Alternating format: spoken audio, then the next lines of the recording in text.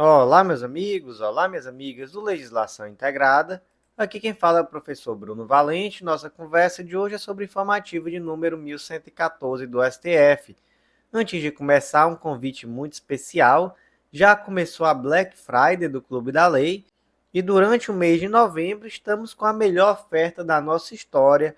Adquirindo o Clube da Lei, você leva inteiramente grátis o mapa do aprovado. Gente, o Clube da Lei é o clube de membros que dá acesso a todos os materiais de lei seca e jurisprudência do Legislação Integrada e a mais de 100 planos de leitura. Com ele, você tem acesso ao material semanalmente atualizado, a um estudo super organizado, completo, com tudo que você precisa para se manter sempre em dia em lei seca e jurisprudência. E o Mapa do Aprovado é o curso que te ensina a estudar. Com ele, você vai aprender a organizar um plano de estudo 100% focado na sua realidade, com muita estratégia e autonomia. Gente, o Mapa do Aprovado custa R$ 257. Na compra do Clube da Lei, seja na modalidade anual ou semestral, você leva o Mapa do Aprovado completamente de graça. Então, a melhor oferta da história do Legislação Integrada de longe, mas venha aproveitar que é só durante o mês de novembro.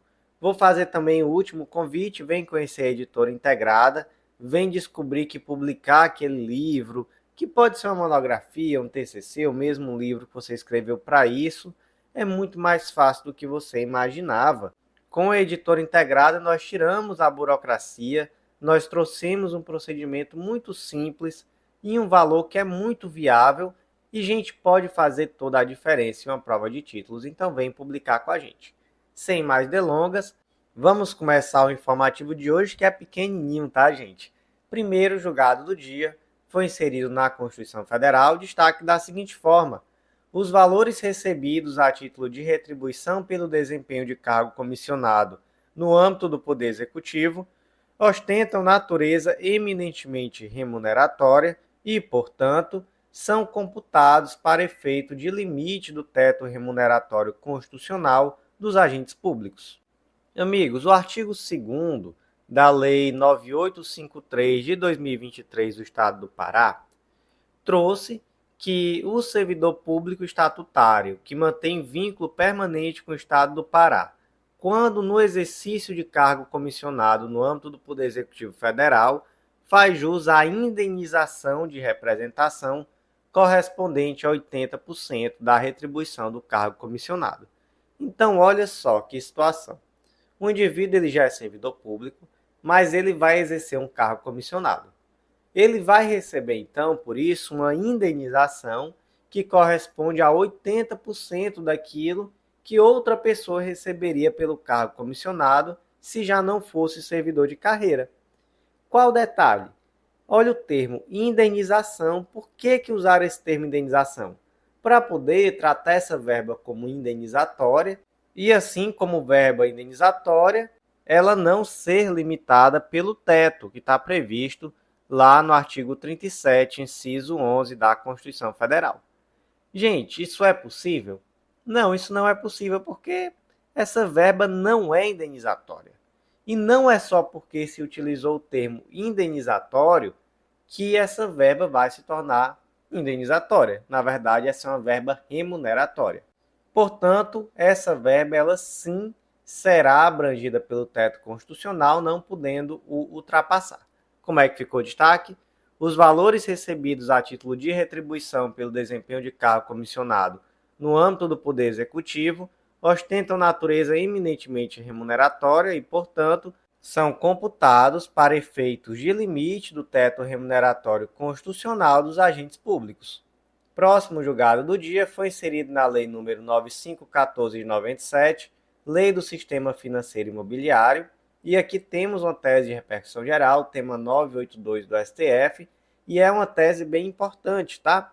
Ela ficou da seguinte forma: é constitucional o procedimento da Lei 9514 de 97 para execução extrajudicial da cláusula de alienação fiduciária em garantia, haja vista sua compatibilidade com as garantias processuais previstas na Constituição Federal. Amigos, esse procedimento ele está principalmente lá nos artigos 26 a 28 lá da Lei 9514 de 97, e aqui fazendo um resumo bem resumido, né, digamos assim, pelo procedimento, havendo uma alienação fiduciária em garantia e havendo atraso no pagamento, começa-se esse procedimento de alienação extrajudicial desse bem através de uma intimação do devedor a pagar essa dívida em atraso no prazo de 15 dias. E aí se inclui, não é, naturalmente, a dívida vencida, os juros, penalidade, os encargos contratuais, etc. Se isso não acontece, aí se não houver a tal da purgação da mora, vai haver a consolidação da propriedade.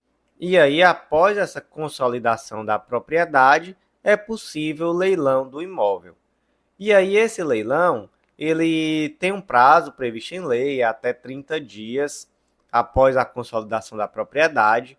E se o valor oferecido no primeiro leilão for inferior ao valor do imóvel, poderá haver aí um segundo leilão no prazo de 15 dias.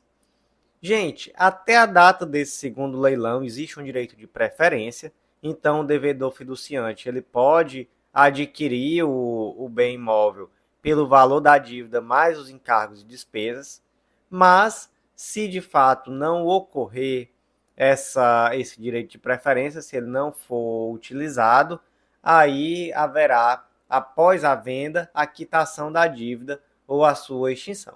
Se sobrar algum valor, né, se tiver algum valor excedente, esse valor é devolvido ao devedor.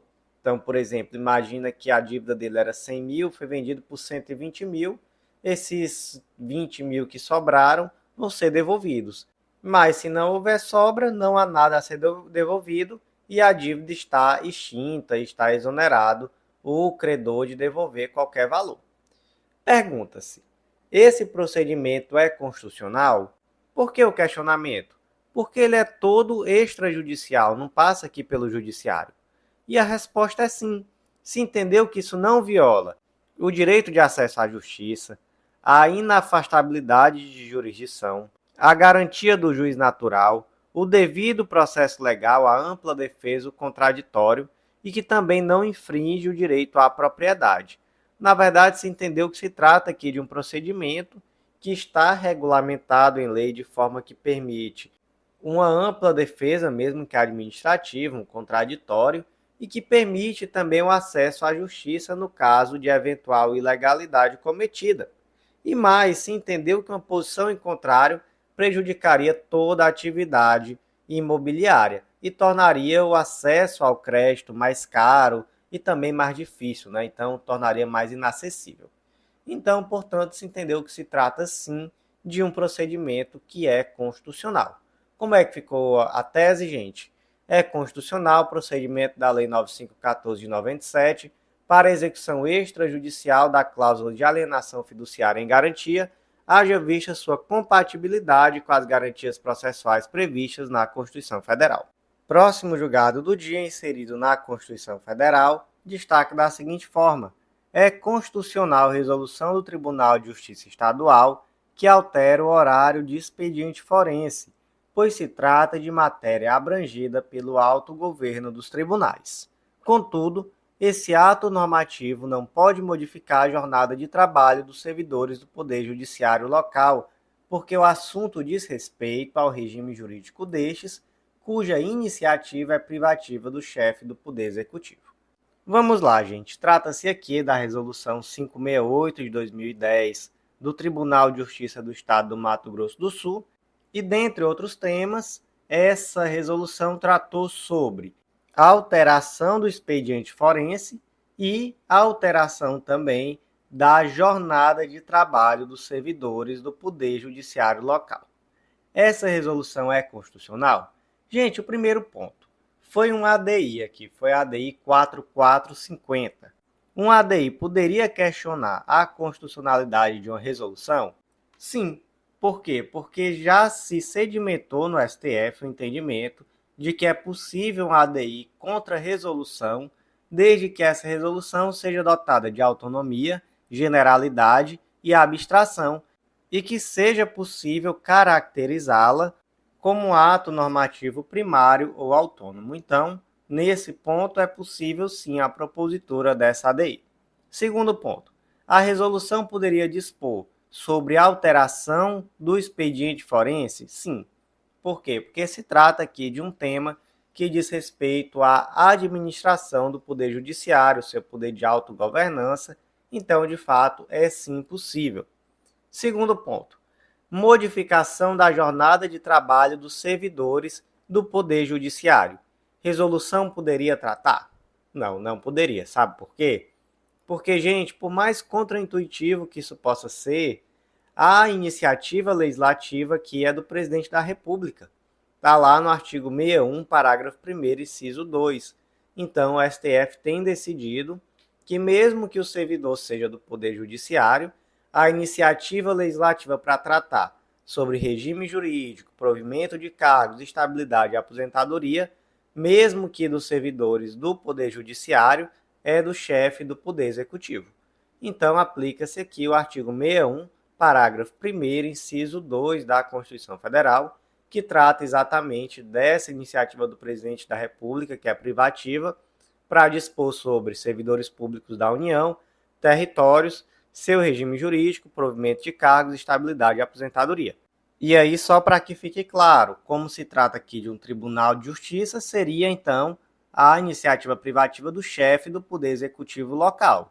Em âmbito nacional é o presidente da República, e âmbito estadual, governador do estado. Então, nesse caso aqui, a competência privativa seria do chefe do Poder Executivo local, que seria o governador do estado, tá? Então, como é que ficou aqui o destaque, gente?